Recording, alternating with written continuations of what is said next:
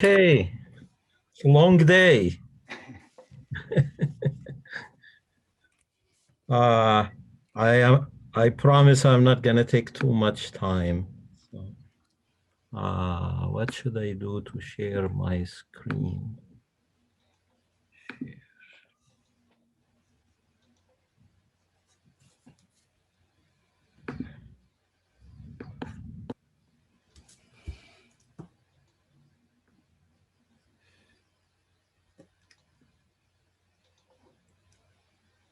Okay. Well, thank you all for your perseverance and staying until very late. It's 5 after 8 here in the Bay Area. So I think this was a very good day. We had 25 presentations. They covered a very wide range of specializations. There were very nice participation from seismologists, structural, geotechnical engineers. We had several students and researchers, practitioners who also participated. Everybody showed excellent work, and the presentation, I thought they were excellent. I learned quite a bit. And the technical glitches were very few, thanks to Amarnath and his capable peer staff team. I think it went relatively smoothly. So Selim sent me a few remarks. I put a few of my own, and we just tried in a slide and a half to summarize what we heard. So there was a large body of knowledge on synthetic motions. This is the main part of this forum. There were some issues discussed about frequency content, varying in different studies. In some studies, they go up to 16 hertz, maybe to push the envelope in the computational capabilities or for some other physical reasons. The high frequency content is difficult to produce. That's one important message. Higher resolution crust models are needed. Computational effort increases fast with the fourth power of the maximum frequency we try to resolve. It's possible to produce realistic pulse periods for near fault motions. We have seen good results about that. The use of artificial neural networks seems promising to complete the missing frequencies. There were several studies about one-to-one comparison with recorded motion, possible capturing of PGA, PGV response spectra. Still some work to be done in high frequencies. Synthetic motions generated for small, moderate, and large earthquakes, and also aftershocks. Duration needs some improvement, so there's still work need to be done there, maybe with more geological data.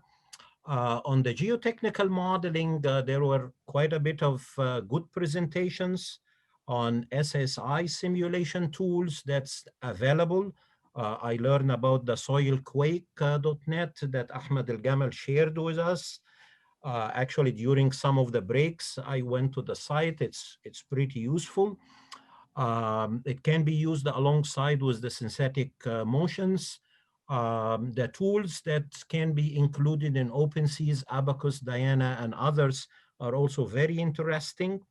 Modeling of near surface layers, importance of soft layers. There were good examples from 1985, 2017 Mexico earthquakes, Loma Prieta, obviously, and also nonlinear soil response was pointed out as an important issue. That's kind of obvious, but it's always good to remind ourselves with what is obvious.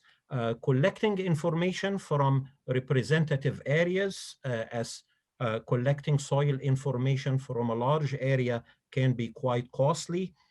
So this is something we need to pay attention to.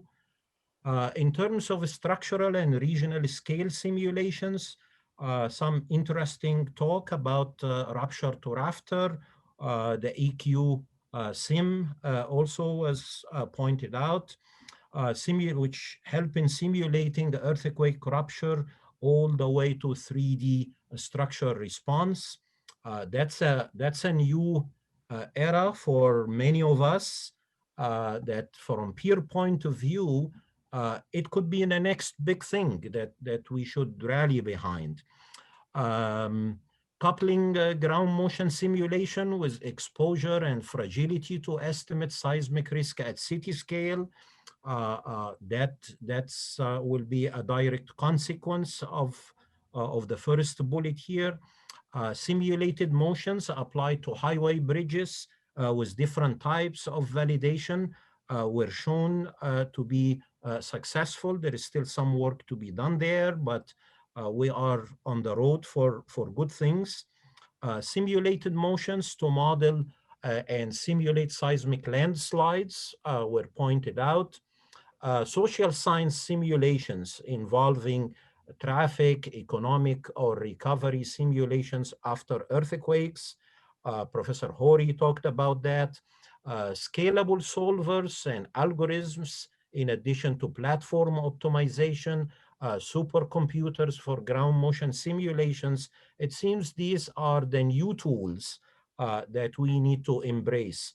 And finally, regional scale simulations for multi-hazard seem to be important, especially fire following the earthquakes. That's something near right right in my backyard here. It's pretty dry these days, so we don't know what's going to happen with the fire season. If an earthquake also hit, we will not be in very good shape. These are all the remarks we had. I think day one went very well, and I'm looking forward to day two. Anything Amarnath should add, or David?